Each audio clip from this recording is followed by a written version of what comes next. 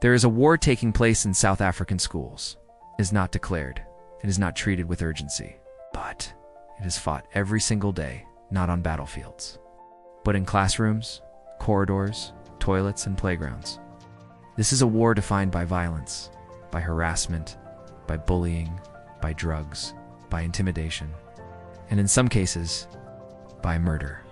And the most unsettling part? It is happening in a place that is meant to protect children. For years, South Africa has focused on crime outside of schools. Communities invest in walls, alarms, armed response.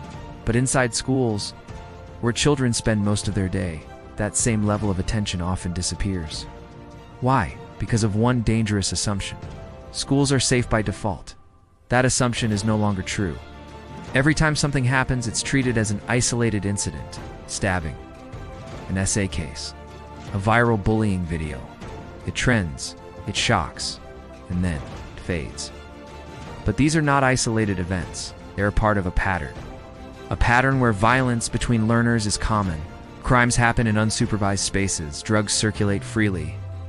Bullying escalates into physical harm. Fear keeps victims silent. This is not random. This is systemic. Consider this. A 16-year-old girl is murdered on school premises. Her body is hidden. Inside the school, not on a street, not in an uncontrolled space. It's inside a place that was assumed to be safe. In another case, a former employee walks into a school and opens fire on staff. He had a known history of violence, yet he still gained access. These are not just tragedies. They are warnings. Warnings that risks were present, but never properly identified. Or worse, ignored. Many schools believe they understand their risks. They rely on routines, policies, visible security.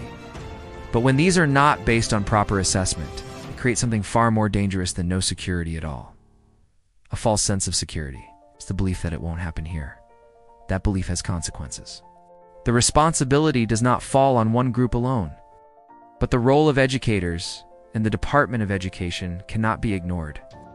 In many cases, warning signs exist long before incidents occur. Changes in behavior, patterns of bullying, known threats, weak access control. Issues not always a lack of information, it is a lack of action. Sometimes incidents are downplayed. Sometimes there is uncertainty. And sometimes there is silence. At this point, ignorance is no longer an excuse. When risks are visible and ignored, it becomes negligence. Schools do not exist in isolation. They reflect the communities around them. Many learners are already exposed to violence outside. And when they enter the school environment, those behaviors don't disappear. They continue. Over time, violence becomes normalized. Boundaries blur. Authority weakens. And the school begins to mirror the very risks it was meant to prevent. Many schools look secure. There are fences, security officers, policies. But security is not what you see. It is what works. A security officer without training does not prevent crime. A fence with gaps is not a barrier. Policies that are not enforced are just paper. These measures create the appearance of safety, without addressing real risk, and that illusion is dangerous.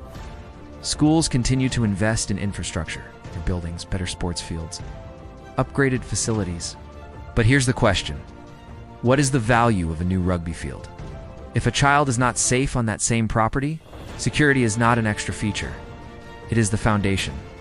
Without it, everything else loses value.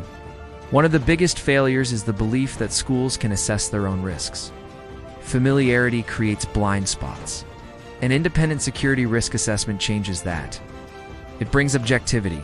It identifies real vulnerabilities, access control, perimeter weaknesses, unsupervised areas, behavioral patterns. Most importantly, it provides practical solutions, because prevention is not guesswork. It is understanding. Parents trust schools with their children, but trust without verification is risk.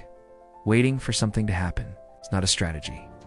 Parents need to ask questions. Schools need to be held accountable, and the Department of Education must move beyond policy to action. This is not about fear. It is about awareness. What is happening in South African schools is not a series of unfortunate events. It is a pattern of violence. driven by deeper systemic failures. If this level of risk existed anywhere else, it would be a crisis.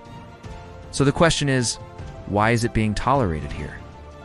At some point, the conversation must change, from reacting to preventing, because ignorance does not protect anyone. It only delays the moment. When risk becomes reality,